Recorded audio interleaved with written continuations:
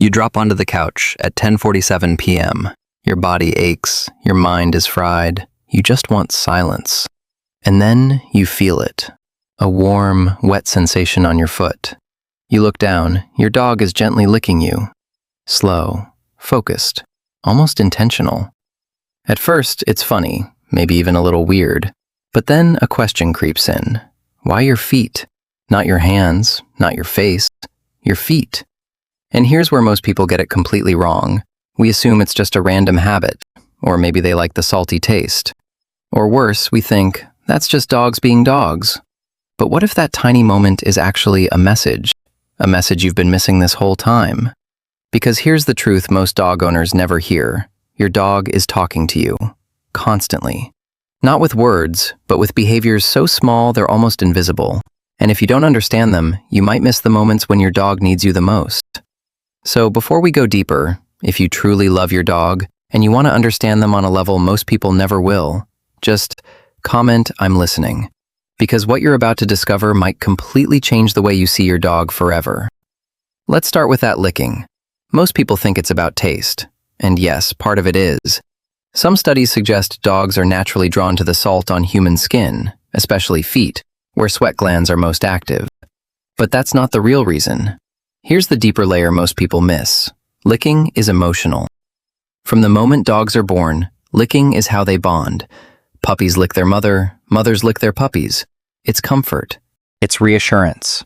It's connection. So when your dog licks your feet after a long day, they're not just tasting you, they're grounding themselves in you. It's their way of saying, "You're my safe place." But wait, here's where it gets interesting.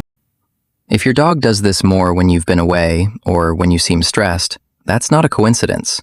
They feel your absence. They sense your energy.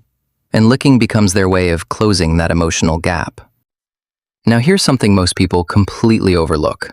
That moment when your dog gently places their paw on you.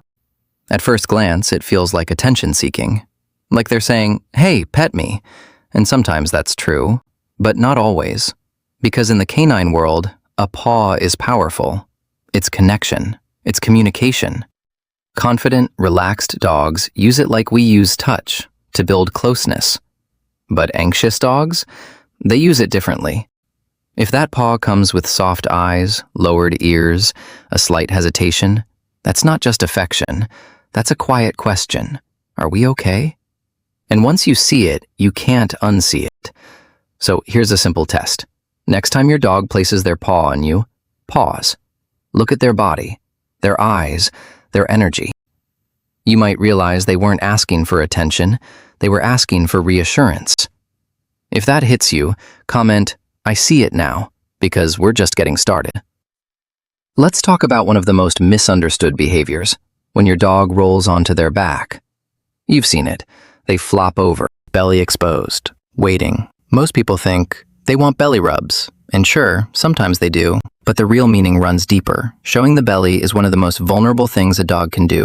In the wild, it's a position of submission, a signal that says, "I trust you, I mean no harm." So when your dog does this around youth, they're not just being playful, they're giving you their absolute trust. But here's the twist. Sometimes, right after you reach down, they jump up and run like crazy. Circles, zoomies, pure chaos. Why? Because to them, this isn't just trust. It's a game, a test of connection.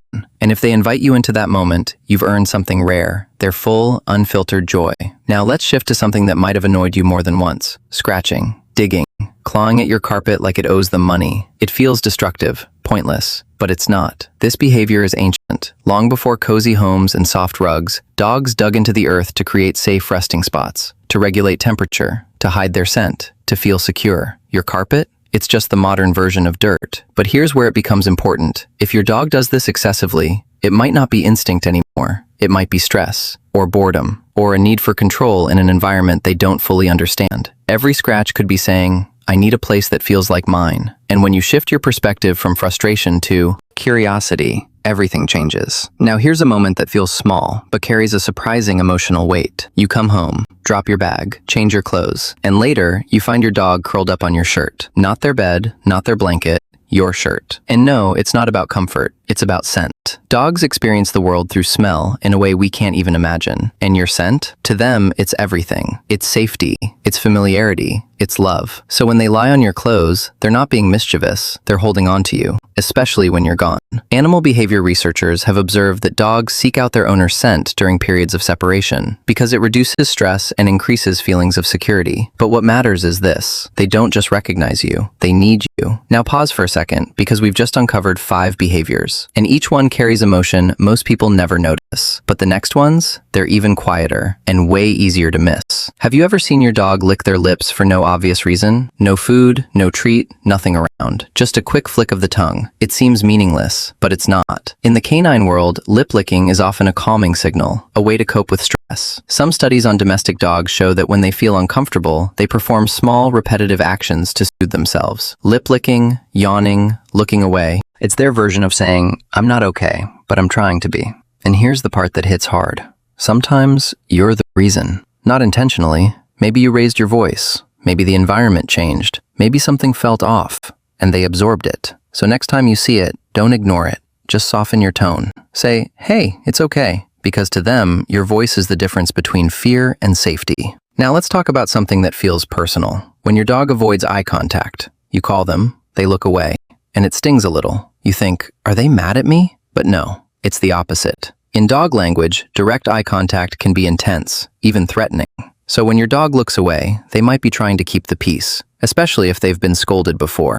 That tiny head turn, it can mean, "I don't want trouble. I'm sorry. Please don't be upset." And in that moment, your reaction matters more than you think, because you're teaching them whether the world is safe or unpredictable. Now here's one behavior that people joke about all the time. Your dog follows you everywhere. Bathroom, kitchen, bedroom, no privacy. You laugh and say, "My dog is obsessed." But what if it's not obsession? What if it's attachment? Dogs are pack animals, and in their mind, you are the pack. Research on canine cognition suggests that dogs form deep attachment bonds similar to human infants, meaning this: your presence regulates their emotions. Your absence can create anxiety. So when they follow you, they're not being clingy, they're staying close to what makes them feel okay. And sometimes it's deeper than that, especially after big changes or long periods apart. They're not just following you, they're making sure you're still there. Now let's end with something that confuses and sometimes scares a lot of owners. Nighttime barking. You're asleep, everything is quiet, and suddenly your dog starts barking. No visible reason, no intruder, nothing. It feels random, but it's not, because night changes everything. Silence gets louder, shadows feel bigger, and for some dogs, so does loneliness. Separation anxiety often shows up strongest at night, because during the day, you're around, but at night, they feel the distance, so they bark, not to annoy you, but to ask, "Are you still there?" And the moment you respond, they stop, because that's all they needed: reassurance, presence, connection. Now here's the part most people don't want to hear. Your dog has been speaking to you every single day, in ways you didn't recognize, in signals you didn't understand. Not because you didn't care, but because no one ever taught you how to see them. But now, you can't unsee it. The licking, the paw, the silence, the distance, the following. They're not random, they're emotional, they're real, and they're directed at you. Because in your dog's world, you are everything. So here's the final thought I want to leave you with. Your dog doesn't need you to be perfect. They don't need expensive toys or flawless routines. They just need one thing: for you to notice, to pause, to observe, to understand. Because love in their language isn't spoken, it's felt. And if you've made it this far, you're already ahead of most people. So tell me, which behavior surprised you the most? Comment it below. And if you want to keep discovering the hidden language your dog uses every single day, make sure you follow, because once you start seeing it, there's no going back.